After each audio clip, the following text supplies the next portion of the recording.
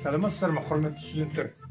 Автокөлік қозғалтқышының иінді шатунды механизміне қатысты тораптарға байланысты әңгімені өткен дәрісте жалғастырғанбыз. Біз келесі пәннің тақырыбы бойынша сіздерге сол қозғалтқышта айтылған, дәрісте айтылған тораптарды таныстыруды одан ары жалғастырамыз. Бүгін біз сіздерге автокөлік қозғалтқышының иінді шатунды механизміне жататын бөлшектердің бірі автокөліктің маховигі жөнінде әңгіме жүргізгелі отырмыз. Жалпы автокөліктің трансмиссиясы дегеніміз автокөлік қозғалтқышынан алынған энергияны оның жүріс бөлігіне жеткізетін бірнеше тораптардың жиынтығы болады. Яғни сол берілісті жеткізу барысында автокөліктің қозғалтқышын реттеуге, оны көбейтуге, азайтуға, жүріс бағытын өзгертуге жағдай туғызады. Біздің қазіргі сізге көрсетіп отқан мына макетте автокөліктің иінді шатунды механизміне қатысты маховик және іліс механизмі көрсетілген. Енді конкретно маховик жөнінде айтатын болсақ, мына деталь. Мына деталь, маховик. Маховик иінді біліктің артқы бетіндегі планшесіне арнаулы дайындалған тесіктер арқылы болтпен өте қатты түрде бекітіледі. Яғни маховик айналысы сол иіндібіліктен алады. Иіндібілік айналған кезде маховик онымен бірге айналады. Енді маховиктің тұтас шойыннан құйылған өте ауыр салмағы массивный сондай бөлшек болып табылады.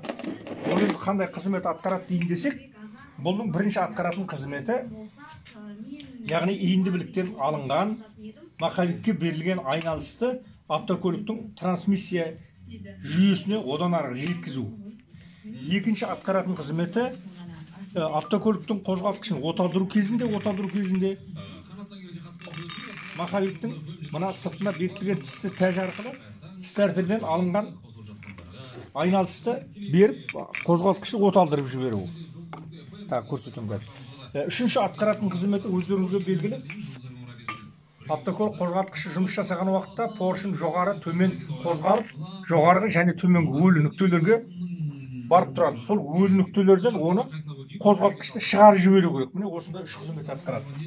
Маховик жаңа айтылып өткенде мынадай қатты шойын металдан құйылады. Оның сыртына мына тәж бөлек жасалып престелі орнатылады. Яғни маховиктің айналысы кезінде мына тісті тәжбен мына қатты бекітілгендіктен тісті тәж онымен бірге қоса айналады. Сонымен бірге маховиктің ішінде мына жерде шарикті подшипник орналасқан. Ол подшипникке беріс қорамының бірінші валы келіп, басы кіретте, ол мына жерде айналып тұрады. Енді басты назар аударатын жер мына маховиктің беті.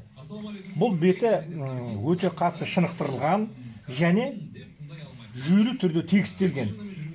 Осы жүйелі түрде тегістелген маховиктің бетіне біз мына маховиктің іліс механизмінің жетекші дискісін қондырылады. Яғни жетекші дискі сол маховиктің бетіне. Оның үстіне жетектелуші дискінің диски келіп қондырылады. Жетектелуші дискі осы маховикке мына арнаулы тесіктер арқылы болтпен бірнеше жерден бекітіледі. Яғни иіндібіліктен алынған айналыс әуелі маховикке беріледі. Содан кейін мына жетектелуші дискі арқылы беріс құрамына беріледі. Беріс құрамына. Оны арнаулы іліс механизміне қатысты тақырыпты оқығанда бөлек айтамыз. Міне бүгінгі таңда біздің қазір айтайын деп отқан негізгі тақырыбымыз осы. Яғни маховиктің атқаратын рөлі, оның жұмыс принципі. Рахмет тыңдағандарыңызға.